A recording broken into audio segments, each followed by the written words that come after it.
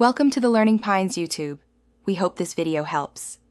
In this video, I will show how to make pizza at home using an easy method. First, combine 3 cups of all-purpose flour, 1 cup of warm water, 1 teaspoon of active dry yeast, and 1 teaspoon of salt in a large bowl.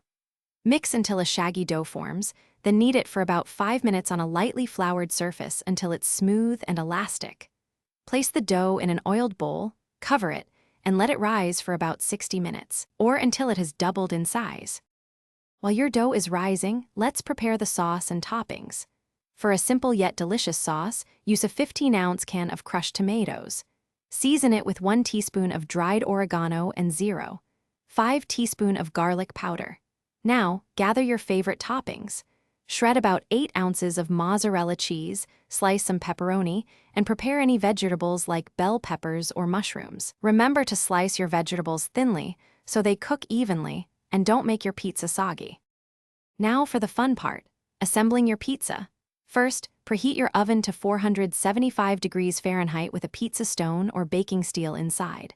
This ensures a crispy crust. Gently stretch your risen dough into a 12-inch circle on a lightly floured surface. Transfer it to parchment paper or a lightly floured pizza peel.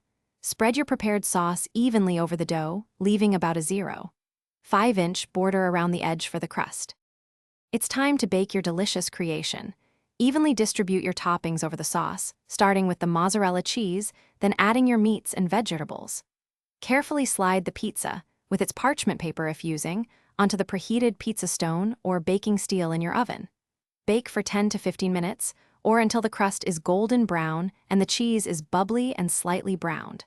Let it cool for about 5 minutes before slicing and serving. Enjoy your homemade pizza. Thanks for watching. Consider subscribing if we helped you.